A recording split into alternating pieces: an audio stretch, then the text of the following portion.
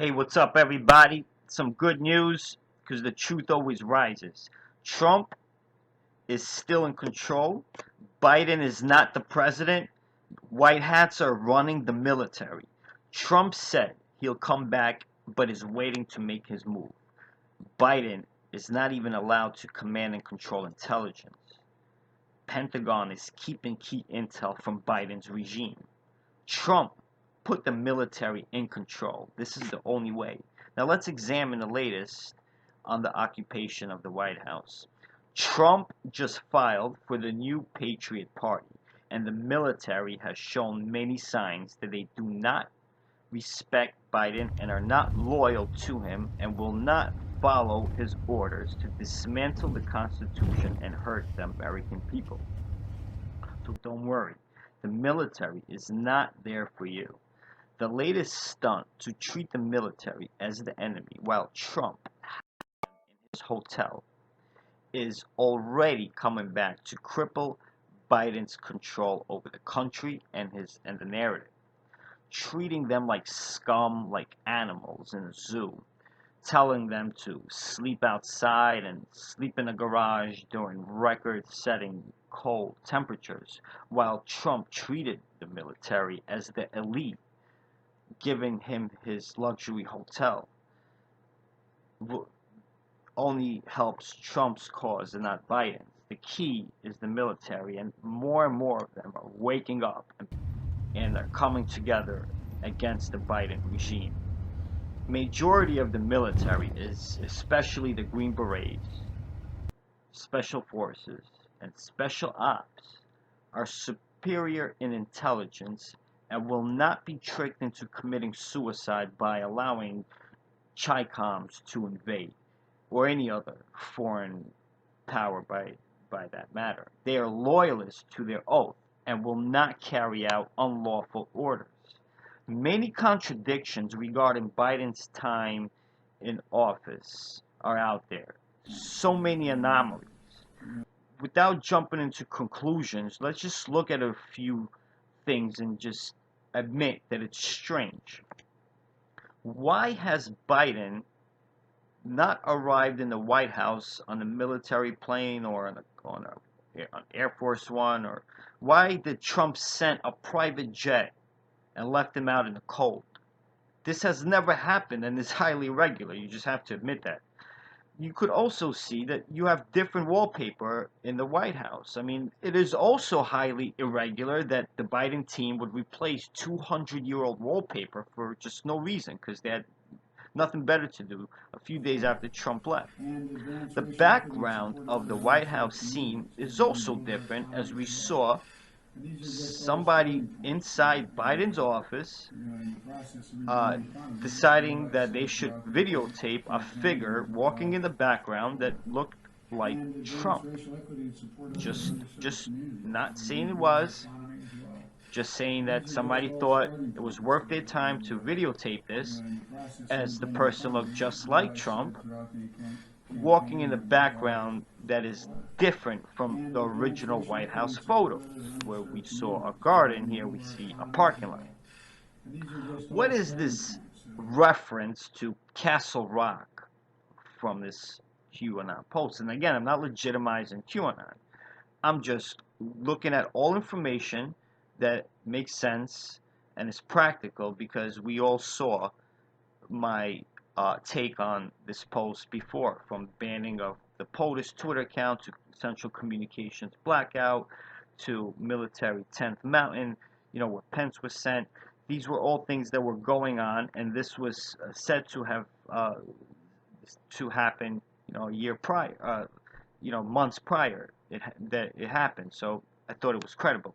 Now, going back to Steve Bannon and Castle Rock.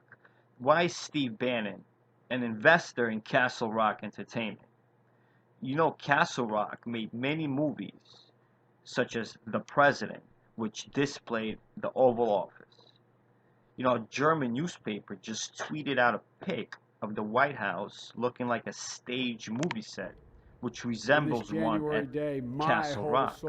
Eerily enough, a man wearing a hat saying Castle Rock has been uniting our seated nation. at the And I ask inauguration. I'm every just American putting to join together me in this patterns cause. that make sense. Are we watching a movie? Yeah, more eerily enough, Steve Mnuchin is a major film producer who has been involved in films such as The Suicide Squad, Mad Max, and many, many others. Something really strange is happening. It went as far as the Pentagon telling Biden's regime to stay the hell away and do not send your people for any intelligence reports. The false flag narrative to set up patriots is dead in the water. The FBI walked back the story that protesters wanted to kill Capitol officials, and they admitted that the majority were Antifa, as well as paid protesters who you have seen bragging about setting up Trump supporters on social media. The narrative that Trump supporters and Americans are terrorists, which is half the country, is losing steam as more and more of the country is beginning to realize their undoing. Everything from enacting the secret police to purging POTUS in every desperate attempt to keep the facts away to control the narrative is not really working. And let's look at the key developments. Backlash is the name. McConnell censured by Kentucky as a traitor. Lindsay, Liz Cheney, the third highest ranking member of the GOP, censured, told to step down for her attempts to unseating or impeaching Trump. Attempting impeachment and the recall of Gavin Newsom is only a few 100,000 signatures away. And this is California, a major liberal shithole. The Arizona audits of Dominion on Dominion voting machines will be a major blow to the media's attempts in trying to cover up this crime. And Biden, on his first week in office, has already made his voters regret that they voted for him. Facebook takes down leftist socialist accounts while Biden is putting more than 50,000 Americans on unemployment just on his third day in office, a record number. In leftist revolutions, those who support it are always the first to go, shoving Marines out into the cold like stray dogs for revenge after turning their backs on the Biden regime, giving him a signal that they will not follow orders of an unelected occupation. His unpopularity is skyrocketing by the day as more Americans call for Trump's return. Many Trump supporters expected, or many others are asking, why didn't Trump just arrest the people, in the beginning? Because this would have played into the hands of the deep state. If you would have arrested people on such a heated day as Inauguration Day, you would have sparked major backlash and it would have been a civil war. Many would have supported and many wouldn't. Both sides would have clashed. Trump would have not have gotten the support from Europe and France and other countries that are fighting the lockdowns and are fighting big tech censorship. There is a greater strategy involved here, and we are seeing it play out.